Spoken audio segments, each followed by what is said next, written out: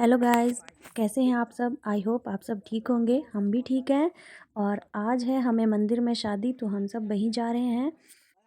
शादी है यूपी के लड़के की, और यहाँ हिमाचल में ही शादी कर रहे हैं। तो हमें भी जानने की इच्छा थी कि ये लोग शादी कैसे करते हैं। और जब हम शादी में पहुँचे तो देखा कि शादी तो हमारे ही हिमाचल के अकॉर्डिंग ही शादी हो रही थी। और मंदिर में जब शादी करते हैं तो ज़्यादा तामझाम नहीं रहता है, और पूरी तरह जैसे घर में रस्में की जाती हैं वैसे रस्में भी नहीं होती हैं। जैसे ही हम पहुँचे तो कन्यादान का कार्यक्रम चला हुआ था। और कन्यादान एक बहुत ही इम्पॉर्टेंट रस्म होती है हमारे हिंदू धर्म में, और इसके बिना शादी जो वो अधूरी मानी जाती है। अपनी बेटी का हाथ वर के हाथ में सौंप देना ही कन्यादान कहलाता है। और इस रस्म के ज़रिए ही माता-पिता अपनी पुत्री का हाथ जो वो वर के हाथ में सौंप कर उनको नए जीवन की शुरुआत के लिए जो वो आशीर्वाद देते हैं। और कन्यादान का मतलब कन्या का दान नहीं होता, कन्या कोई वस्तु नहीं होती है जिसका हम दान दे सकें। कन्यादान का अर्थ होता है कि वर के हाथ में अपनी पुत्री का हाथ दे देना, और उसकी सारी ही ज़िम्मेवारियाँ अब वर ही उठाएगा।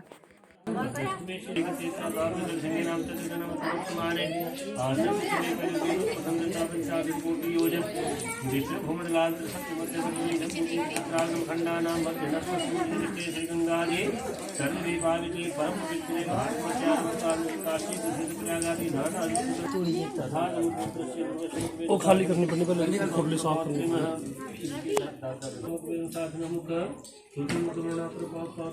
मुन्नू देखो ये है पिताजी का नाम है धर्मस्य जाति में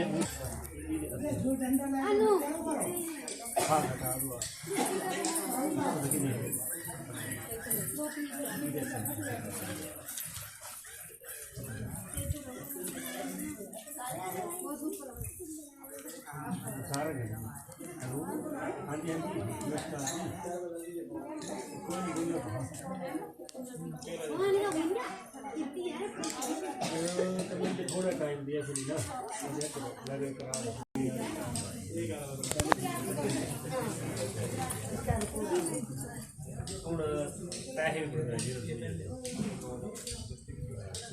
पैसे और अभी हो रही है मुंह दिखाई की रस्म। दूल्हा दुल्हन एक दूसरे का चेहरा जो है वो देखते हैं। पर अभी इस रस्म का कुछ ये नहीं है ज़्यादा, क्योंकि पहले के ज़माने में एक दूसरे को देखा नहीं होता था दूल्हा दुल्हन ने। तो एक दूसरे का चेहरा यहीं पर देखा, मंडप में बैठकर ही देखते थे। अभी तो सब कुछ चेंज हो चुका है, अब पहले से ही देखा रहता है। और ये हो रही है जयमाला।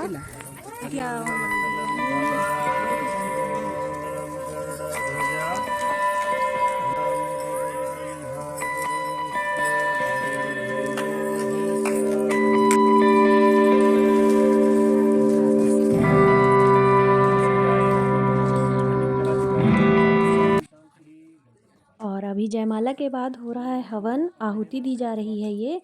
और फिर यहाँ पर भाई अपनी बहन को तिलक लगाता है, जीजा को तिलक लगाता है। तो लड़की का भाई तो यहाँ था नहीं, तो माही को ही यहाँ भाई बना दिया।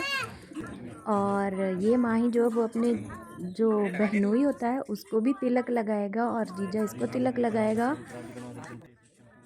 और तिलक वगैरह लगाने के कामों में तो माही सबसे आगे है, इसको ये ऐसे ऐसे काम बहुत पसंद हैं।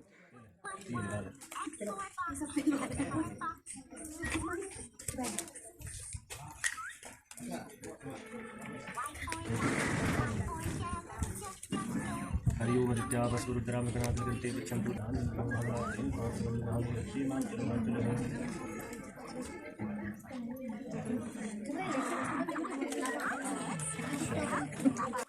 माही बन गया है लक्ष्मी का धर्म भाई, और धर्म भाई का रिश्ता जो वो बहुत बड़ा होता है।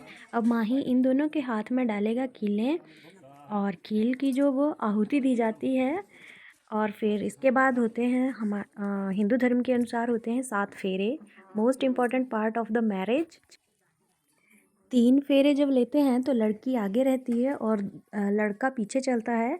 और अगले 4 फेरे जो रहते हैं उनमें दूल्हा आगे चलता है और दुल्हन पीछे चलती है। और 7 फेरों के साथ 7 वचन भी दूल्हा दुल्हन एक दूसरे को देते हैं, जिनका वो ज़िंदगी भर उनका पालन करेंगे वो। और माही इनके हाथ में खीले ऐसे डाल रहा है जैसे ये घर से सीख कर आया हो। इसको कोई भी काम बता दो, बस एक बार उस काम में लग जाएगा तो वो पीछे नहीं हटता है। और 7 फेरे लेने के बाद ही शादी संपन्न हो जाती है। फिर बाकी की कुछ रस्में रहती हैं जो यहाँ मंदिर में नहीं की जाती हैं, घर पर ही की जाती हैं।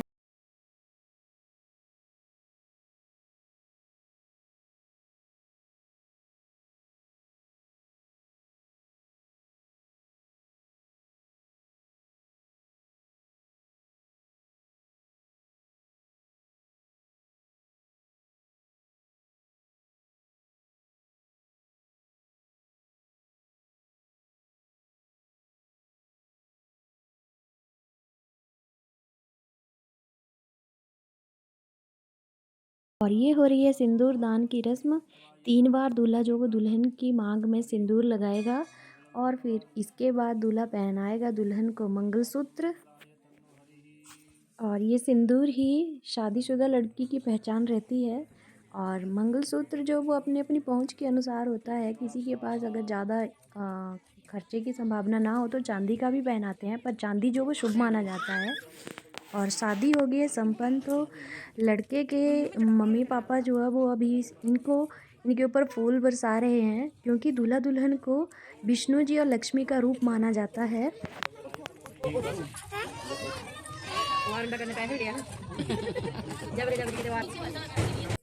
और शादी कंप्लीट होते ही दूल्हा दुल्हन पहुंच गए हैं मंदिर के अंदर भगवान जी का आशीर्वाद लेने, और अपने बड़ों का भी आशीर्वाद लेंगे और यहाँ पर जो गुरुजी हैं उनका भी आशीर्वाद लिए लेंगे।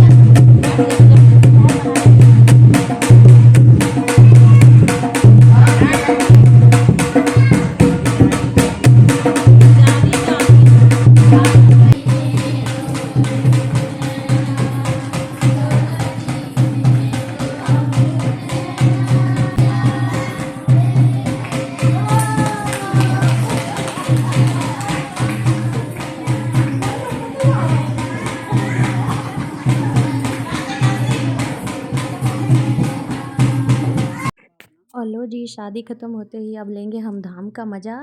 तो आप भी एंजॉय कीजिए हमारे साथ हिमाचली धाम।